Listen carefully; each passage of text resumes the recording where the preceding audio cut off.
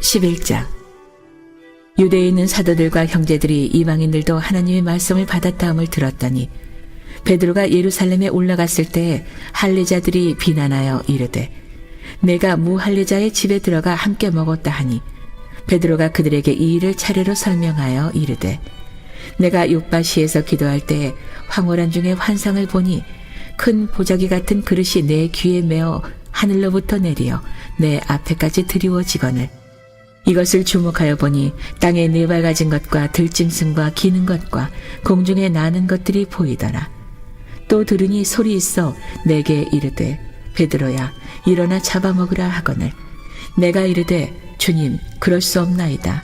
속되거나 깨끗하지 아니한 것은 결코 내 입에 들어간 일이 없나이다 하니 또 하늘로부터 두 번째 소리 있어 내게 이르되 하나님이 깨끗하게 하신 것을 내가 속되다고 하지 말라 하더라.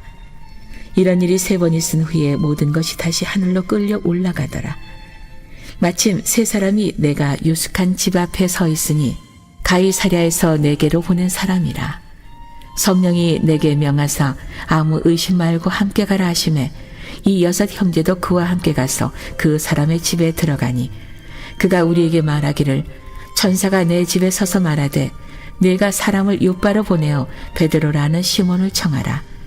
그가 너와 내 온 집이 구원받을 말씀을 내게 이르리라 함을 보았다 하거늘 내가 말을 시작할 때 성령이 그들에게 임하시기를 처음 우리에게 하신 것과 같이 하는지라. 내가 주의 말씀에 요한은 물로 세례를 베풀었으나 너희는 성령으로 세례를 받으리라 하신 것이 생각났노라. 그런즉 하나님이 우리가 주 예수 그리스도를 믿을 때에 주신 것과 같은 선물을 그들에게도 주셨으니 내가 누구이기에 하나님을 능히 맡겠느냐 하더라.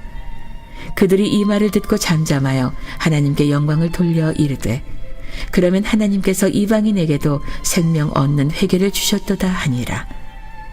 그때 스데반의 일로 일어난 환난으로 말미암아 흩어진 자들이 베니게와 구브로와 안디옥까지 이르러 유대인에게만 말씀을 전하는데 그 중에서 구브로와 구레네 몇 사람이 안디옥에 이르러 헬라인에게도 말하여 주 예수를 전파하니 주의 손이 그들과 함께 하심에 수많은 사람들이 믿고 주께 돌아오더라. 예루살렘 교회가 이 사람들의 소문을 듣고 바나바를 안디옥까지 보내니 그가 이르러 하나님의 은혜를 보고 기뻐하여 모든 사람에게 굳건한 마음으로 주와 함께 머물러 있으라 권하니 바나바는 착한 사람이요 성령과 믿음이 충만한 사람이라. 이에 큰 무리가 주께 더하여지더라. 바나바가 사울을 찾으러 다소에 가서 만남에 안디옥에 데리고 와서 둘이 교회에 1년간 모여 있어 큰 무리를 가르쳤고 제자들이 안디옥에서 비로소 그리스도인이라 일컬음을 받게 되었더라. 그때 선지자들이 예루살렘에서 안디옥에 이르니 그 중에 아가보라 하는 한 사람이 일어나 성령으로 말하되 천하에 큰 흉년이 들리라 하더니 글라우디오 때에 그렇게 되니라. 제자들이 각각 그 힘대로 유대에 사는 형제들에게 부조를 보내기로 작정하고 이를 실행하여 바나바와 사울의 손으로 장로들에게 보내니라.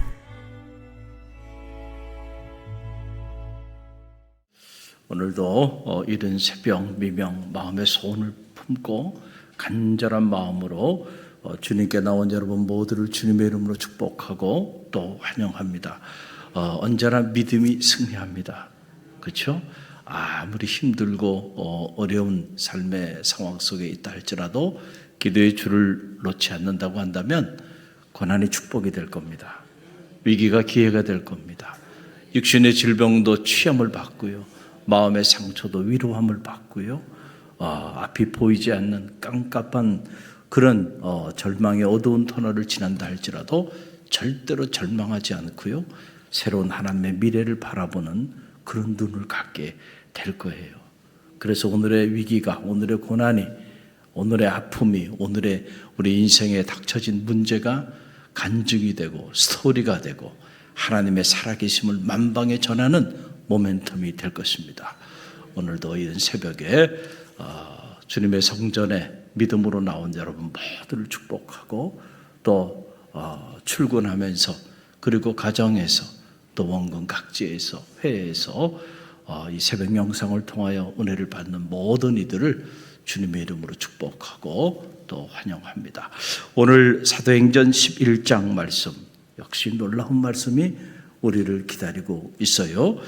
베드로의 선교 보고와 안디옥 교회의 이야기가 이 사도행전 11장에 기록이 되어 있는데, 오늘 이 새벽에 안디옥 교회 이야기를 좀 나누고자 합니다. 세 가지 차원에서 짧게 나누기를 원하는데, 자, 오늘 성경을 가만히 들여보니까 스데반의 순교로 인해서 사람들이 각지로 흩어졌다 그랬잖아요. 스데반 평신도 지도자입니다.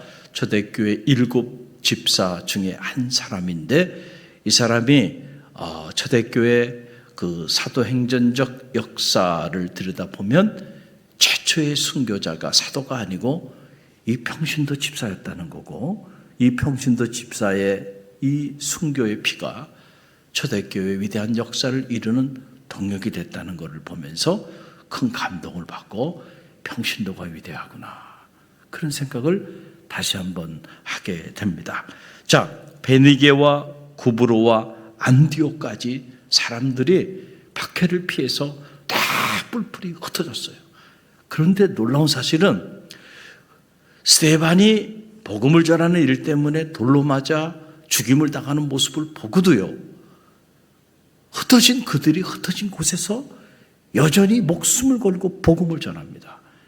그러니까 세상이 감당할 길이 없는 거예요.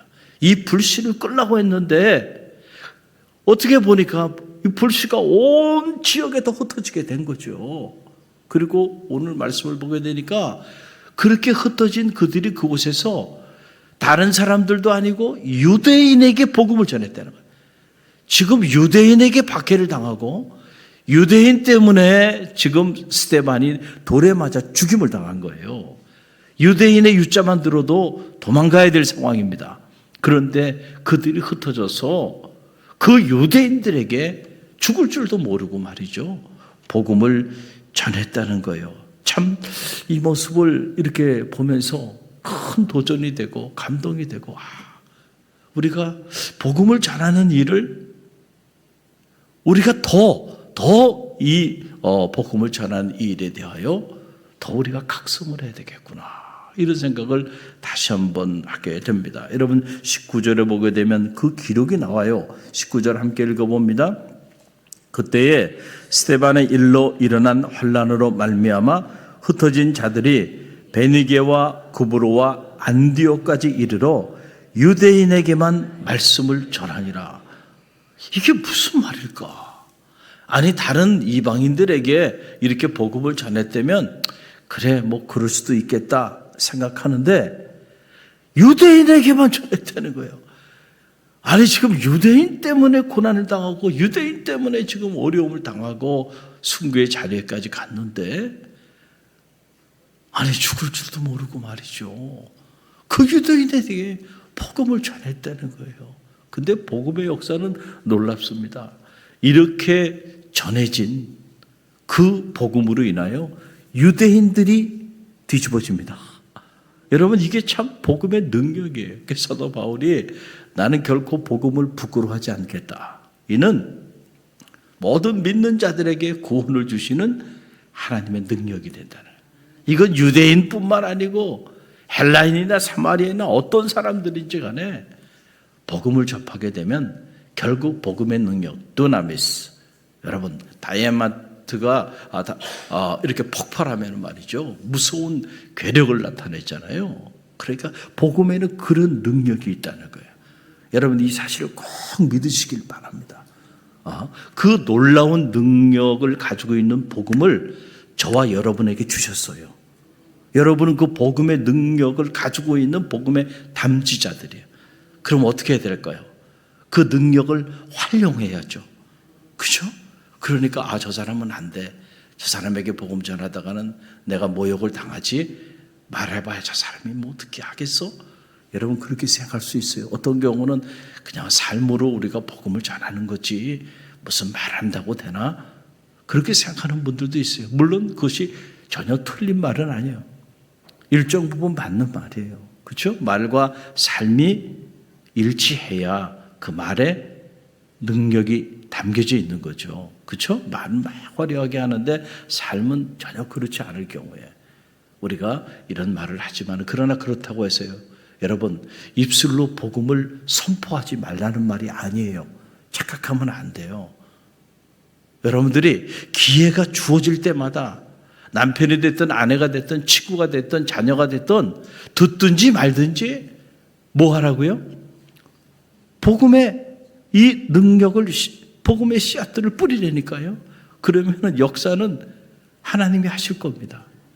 그 복음을 들었던 사람이 그 당시에는 박해도 하고 핍박도 할 수 있어요. 그러나 그 뿌려진 씨앗은 어디 가지 않아요. 그리고 복음은 생명력이 있어요. 그래서 언젠간 때가 되면 그 생명력이요, 여러분 놀라운 역사를 가져오게 된다니까요. 그래서 깜짝깜짝 놀라는 일들이 벌어지잖아요. 우리 남편은 안 돼요. 아유, 우리 남편 지금 이렇게 박해도 심하고. 근데 그 남편이 나온다니까. 할렐루야. 여러분 그걸 어떻게 보시겠어요? 기적이에요, 기적. 우리가 보고 있잖아요. 하나님이요 하고자 하시면 하십니다. 왜 그 능력을 여러분이 스스로 제한합니까? 여러분, 우리는 할 수 없지만 우리를 통하여 그분은 할 수 있어요. 나의 말이 아니라 그분의 말을 전하세요. 그럴 때 역사가 나타나게 된다라고 하는 거예요. 자, 그런데 이렇게 이제 복음이 보니까 전해지기 시작하는데 안디옥이라고 하는 곳을 중심으로 해가지고 복음이 이 극도의 박해 상황 속에서 오히려 막 확산이 되기 시작하는 이런 상황이에요. 그래서 유대인들뿐만 아니고 이제는 헬라인들에게까지 복음이 거침없이 선포되기 시작합니다. 그 내용이 20절에서 21절에 기록이 나와요. 함께 읽어봅니다. 그 중에 구브로와 구레네 몇 사람이 안디옥에 이르러 헬라인에게도 말하여 주 예수를 전파하니 주의 손이 그들과 함께 하심에 수많은 사람들이 믿고 주께 돌아왔더라. 아멘. 주 예수를 거침없이 유대인과 헬라인들에게 선포하기 시작하니까 수많은 사람들이 믿고 주 예수께 돌아왔다. 여러분은 이 말씀을 어떻게 읽어요? 저는 이 말씀을 읽으면서 정말 예수 믿는 그 일이 목숨을 내놔야 하는 이런 박해 상황인데, 이런 박해 상황 속에서 여러분 복음을 듣고는요 수많은 사람들이 믿고 주님께 돌아왔다는 거예요. 오늘 우리는요 예수를 믿는 그 일 때문에 우리가 감옥을 갑니까? 예수를 믿는 그 일 때문에 여러분 직장에서 쫓겨납니까? 예수를 믿는 그 일 때문에 여러분이 무슨 큰 손해를 봅니까? 우리는 그런 시대에 살아가고 있지 않아요. 누구도 여러분이 예수 믿는 것에 대해서 문제 제기를 하잖아요. 박해가 없습니다. 핍박이 없어요. 그렇죠? 그런데도 우리가 주 예수를 자유롭게 전하지 못하고 있고 또 그러다 보니까 그걸 듣는 이들이 믿고 그 수많은 사람들이 주님께 돌아오는 일들이 점점 사라져가고 있어요. 이게 뭘까? 그래서 어떨 때는요 조금 짓궂은 생각일 수는 있는데 제 마음에 어떨 땐 그런 생각이 들 때도 있어요. 주님, 우리에게 필요한 건 박해가 아닌가 싶어요. 아멘은 안 나올 거예요, 절대로. 여러분들이. 그러나 말씀을 보면 우리에게 필요한 거는 박해입니다. 박해가 필요하구나. 박해가 없어. 그렇죠? 그러니까 신앙의 야성을 다 잃어버렸어요. 그리고 스스로 병들어 죽어가는 거예요. 자유를 줘버리니까 말이죠. 그렇죠? 마음껏 찬양해, 마음껏 예배해, 마음껏 복음 전하고 싶으면 전해봐. 그러니까요 아무도 안 전해, 아무도 안 믿어, 아무도 찬양하지 않아요. 마음껏 기도해. 그러니까 기도의 자리에 구름대처럼 모여들질 않아요. 그런데 한번 박해를 좀 해서, 그렇죠? 기도하는 자를 붙잡아서 말이죠. 감옥에 가두기도 하고요. 일족을 그냥 완전히 진멸하기도 하고 목숨을 빼앗아가기도 하고 뭐 이런 무서운 박해가 좀 일어나면 그러면은 복음을 전하는 일, 예배하는 일, 기도하는 일 여러분 이게 사라질 것 같지만 사라지지 않고요. 기독교 역사 2000년의 역사를 보면요. 그 박해 때 무섭게 타올랐던 거예요. 할렐루야. 할렐루야. 여러분 수백 년 동안 저 카타콤 동굴에까지 들어가가지고요. 대를 이어서까지 신앙해. 우리나라도 저 신림의 베론 성지 가면 그 산골 지금도 그 산골 아닙니까? 그 당시 그 산골에 신학교를 만들고 옹기를 구면서 거기서 신앙촌을 만들고요. 믿음의 길을 걸어갔던 그런 성인들이 있어요. 지금 생각해보면 뭐 이렇게까지 해서 신앙생활을 했을까? 상상이 한 거죠. 지금 신앙인들의 입장에서 보면 말이죠. 그리고 자기의 결국은 다 붙잡혀가지고 말이죠. 순교의 길을 가고요. 그러면서도 여러분 이 믿음의 길을 걸어가는 이 일을 위하여 포기하지 않았다는 거예요. 할렐루야. 그러니까 그런 걸 보면 결국 박해가 우리를 병들게 하고 우리를 죽이는 게 아니고 박해가 우리를 살리는구나. 우리를 건강하게 만들고 신앙이 정말 살아있게 만들고요. 근데 오히려 이 자유가, 이 편안함이, 이 안락함이 우리를 병들게 만들어버리고 우리 스스로 죽음의 길을 걸어가게 하는 것은 아닐까. 이런 생각을 하면서 짓궂게도 어떨 때는 감사하면서도 이런 자유가 그러면서도 한편으로는 박해가 없어서 이렇게 무너지고 있는 건 아닌가. 이런 생각을 해보게 됩니다. 놀라운 일이 아닐 수가 없죠. 자, 그러자 예루살렘 교회가요. 이 소식을 들었어요. 얼마나 놀랐겠어요. 아니 이 사람들이 사도들 외에는 다 흩어졌는데 박해 때문에 그래서 숨어 있을 줄 알았는데 아니 어떻게 된 일이 예루살렘을 중심으로 복음이 막 전해지는 게 아니고 흩어진 각지에 흩어진 곳에서 막 복음의 역사들이 막 나타나는 소문을 들은 거예요. 특별히 안디옥이라고 하는 지역을 중심으로 복음이 막 전해진다는 소리를 듣고 예루살렘 교회가 가만히 있을 수가 없어가지고 그래서 한 사람을 안디옥에 파송을 합니다. 그 평신도가 누구냐면 바나바예요. 바나바라고 하는 이 인물을 기억하십시오. 그래서 바나바를 이제 안디옥이라는 곳에 파송하게 되는데 바나바 이 사람의 본래 본명은 요셉이에요. 그런데 사도들이 그를 바나바라 이렇게 칭하게 된 거예요. 이 바나바라고 하는 이 말의 의미는 위로의 아들이라는 거예요. 뭐의 아들? 위로의 아들. 그러니까 사도들이 가만히 보니까 이 바나바라고 하는 이 인물이 말이죠. 사도들을 도우면서 그 복음 사역에 같은 동역자로 함께 했는데 그 사람을 가만히 보니까 이 사람이 참 위로의 사람이야. 사도들을 위로해줘. 그런 인물인 거야. 그래서 이 사람은 위로의 사람이구나. 그래서 그 이름이 요셉인데 그를 바나바라고 이렇게 말한 거예요. 원래 이 바나바는 구브로 섬 출신의 유대인이었습니다. 부유한 지주 출신이었어요. 그런데 어떤 연유인지 알지 못하지만 우리가 추측해 보건대 사람들이 유대인에게도 죽을 줄 모르고 복음을 전했잖아요. 전한 이가 없는데 어떻게 듣고 믿었겠어요? 누군가 전했단 말이에요. 씨앗을 뿌리는 이가 없는데 어떻게 거기에 싹이 나고 열매를 맺겠어요? 누군가 뿌렸기 때문에, 그렇죠? 역사가 나타나는 거죠. 그래서 이 구브로 섬 출신인 유대인이고 아주 부유한 지주 출신이었던 이 요셉, 이 사람이 복음을 접하고 하나님의 사람으로 바뀐 거예요. 그래서 초대 이 사도 바울의 사역에 함께 동역했던 그런 인물인데 가만히 보니까 너무 따뜻한 사람이고 신실하고 그리고 사도들을 이렇게 위로하고 격려하고 사도들이 힘들 때 사도들을 이렇게 세워주는 그런 인물이야. 그래서 그에게 별칭으로 바나바라고 그를 이름을 불러준 거예요. 저는 여러분이 이 바나바 같은 인물들이 다 되시길 바랍니다. 그래서 여러분 우리가 교회에서도 바나바 사역, 바나바 사역, 자 여러분 들어보셨죠? 우리 교회에서도 바나바 사역 한동안 제가 이렇게 했었어요. 왜냐하면 새가족들이 들어오게 되면 이 새가족들은 이것이 너무 낯선 곳입니다.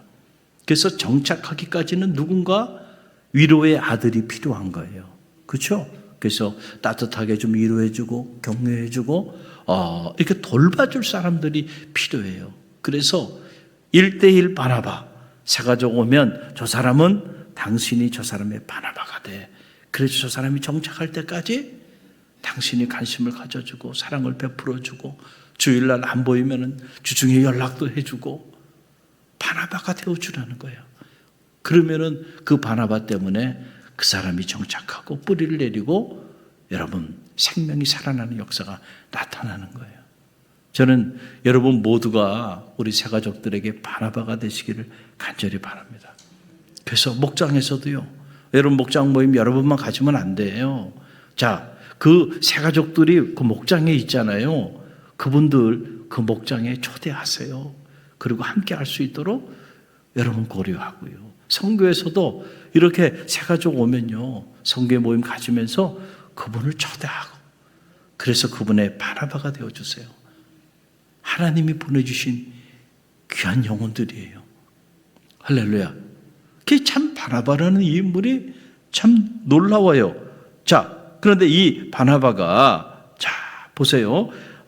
자신의 재산을 팔아가지고 복음을 전하는 이 일을 위하여 섬기고 사도들에게 이렇게 큰 위로가 되는 이런 섬김을 살았던 그런 인물이었어요. 24절에 보게 되면 자 그가 어떤 인물이었는지 그 인물됨이 나와요. 24절 함께 읽어봅니다.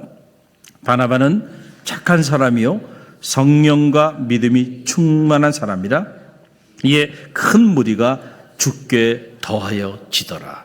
아멘. 바나바 그는 어떤 인물인가? 그렇죠? 다 나름대로 그 인물의 스토리가 있는 거 아닙니까? 여러분도 여러분의 인물의 스토리가 다 있어요. 아모하무게 갈릴리 교회 아모하무게 장로님, 권사님 그러면은 다 스토리가 있어요. 그렇죠? 아, 저분은 이런 분이야. 저분은 이런 분이야. 자, 스토리가 있을까요, 없을까요? 다 있어요.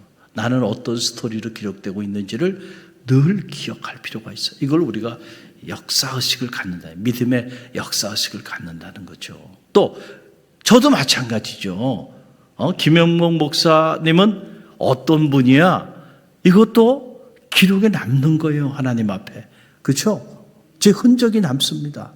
사람 앞에서가 아니고요. 주님 앞에서 하나님 앞에서 평가받을 겁니다. 그렇죠? 그러니까 늘 두렵고 떨려요. 사람 앞에 섰다고 한다면 아마 제 승질대로 했을 거예요. 그러면 저 아마 여기 없을 겁니다. 무슨 말인지 아시겠죠? 수십 번 그만뒀을 거예요. 그러나 주님 앞에 서 있기 때문에 주님이 보내셨으니까 주님이 있으라 한 곳에서 복음을 전하는 거예요. 주님이 여기까지 하시면 그러면 미련 없이 또 모든 걸 내려놓는 거예요. 할렐루야. 그러니까 늘 주님 앞에 두렵고 떨리는 마음으로 서는 거잖아요. 여러분도 마찬가지예요. 그렇죠? 여러분 얼마나 많은 교회가 있어 이 땅에 그 많은 교회들 중에서 특별히 여러분을 갈릴리 교회 장로님으로 권사님으로 집사님으로 성도님으로 불렀어요. 할렐루야. 그러면 여러분은 이 공동체에 부끄럽지 않는 삶을 살아야 돼. 그러려고 노력해야 돼.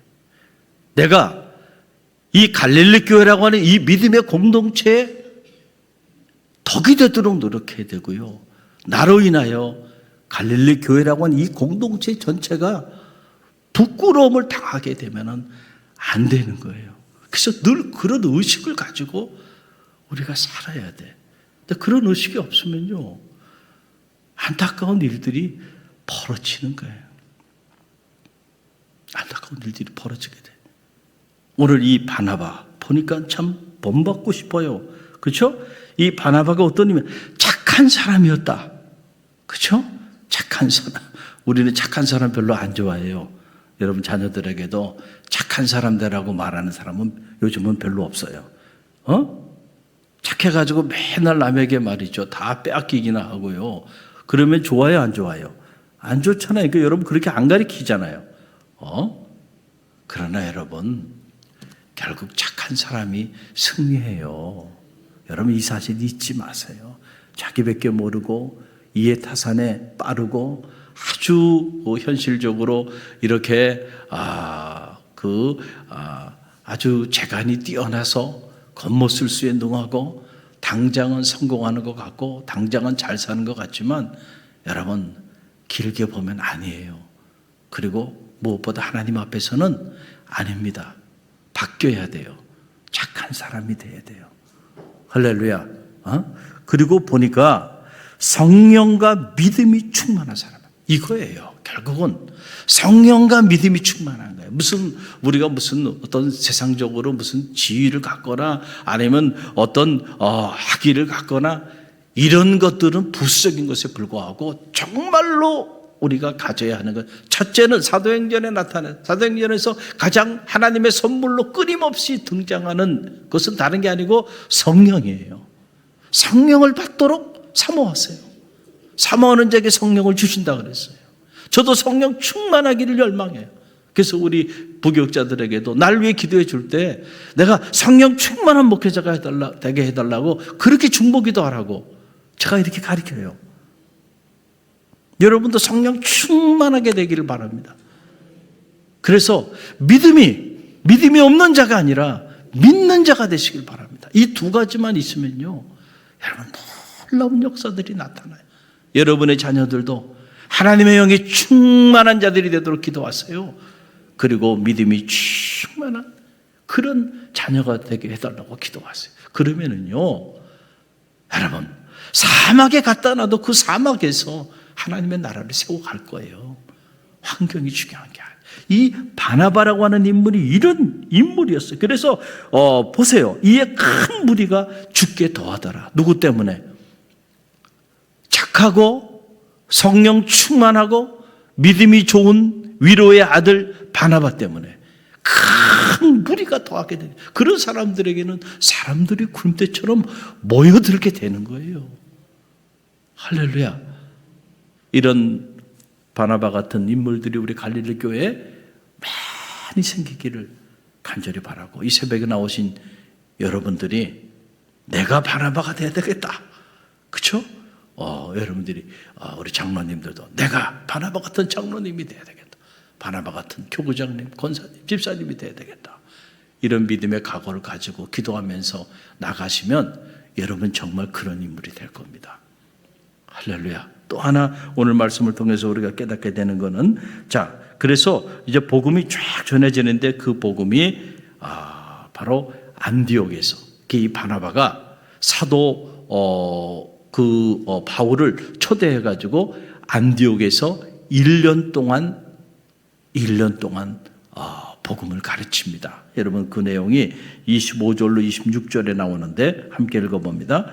바나바가 사울을 찾으러 다소에 가서 만남에 안디옥에 데리고 와서 둘이 교회에 1년간 모여 있어 큰 무리를 가르쳤고 제자들이 안디옥에서 비로소 그리스도인이라 일컬음을 받게 되었더라. 엄청난 말씀입니다. 25절은 기독교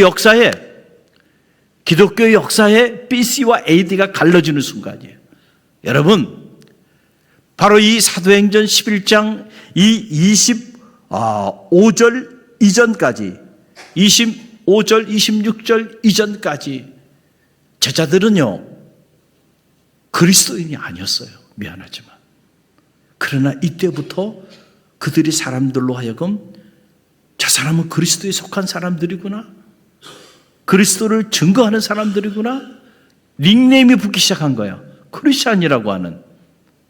안디옥에서 죽을 줄 모르고요 그들이 복음을 전하기 시작하니까 말이죠. 바나바와 사울이 1년 동안 안디옥을 중심으로 해가지고 복음을 전하게 되고 그 복음을 전하는 그 일들을 보면서 저 사람 정말 그리스도인들이구나. 그래서 이 크리스천이라고 하는 이 이름은 닉네임으로 붙여진 이름이에요. 우리 감리교에서도 메소디스트라고 하는 감리교인, 이것도 닉네임이에요. 18세기 인본주의가 팽배한 옥스퍼드 대학 한복판에서 존 웨슬리, 찰스 웨슬리, 미스터 모건, 미스터 코커햄, 그 20대 젊은 청년들이 말이죠, 경건한 삶을 규칙적으로 행하는 모습을 보면서 사람들이 비웃듯이 야, 저 규칙쟁이들이다 말이죠. 그렇게 붙여진 닉네임이 감리교라고 하는 교단 이름이 된 거예요. 안디옥에서 죽을 줄 모르고, 아니 미친놈들 아니야 저거?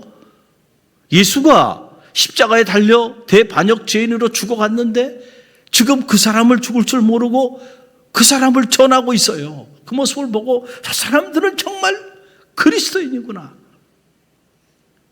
이렇게 사람들이 이렇게 부른 거예요. 할렐루야. 제자의 모습은요, 늘 기도하라면 기도하지 않고요, 믿으라면 믿지도 않고요, 주님 고난당할 때 다 도망갔던 사람들이에요. 그러나 안디옥을 중심으로 여러분 복음을 전하면서 그리스도인의 부름받은 사도들과 평신도 지도자들은요, 죽음을 두려워하지 않으면서요 복음을 전했던 사람들이에요. 이때부터 기독교의 역사가 놀랍게 시작되기 시작한, 이를 금할 자가 없더라. 그 다음 페이지는 그렇게 전개되는 거예요. 사랑하는 성도 여러분, 저는 바라기는 우리 갈릴리교회 모든 성도들이 제자를 넘어 그리스도인으로 나아가는 그런 성도들이 되시기를 간절히 바랍니다. 할렐루야. 그럴 때 여러분을 통하여 세상이 감당할 수 없는 역사들이 나타나게 되고, 우리 갈릴리 교회가 이 안디옥 교회처럼, 안디옥 교회가 초대교회 복음의 전초 기지가 됩니다. 그래서 안디옥을 중심으로 해가지고 계속해서 각지에 복음이 전해지게 되는 역사가 나타나는데, 우리 갈릴리 교회가 여러분 이 복음의 전초 기지가 돼서 갈릴리 교회를 중심으로 여러분 세계 열방을 품고 이 민족을 품고 복음이 끊임없이 전해지는 그런 복음의 전초 기지가 되기를 열망해 봅니다. 여러분 위해서 기도하는 새벽이 되길 바랍니다. 오늘 주신 말씀 붙잡고 우리가 기도하며 나갑니다.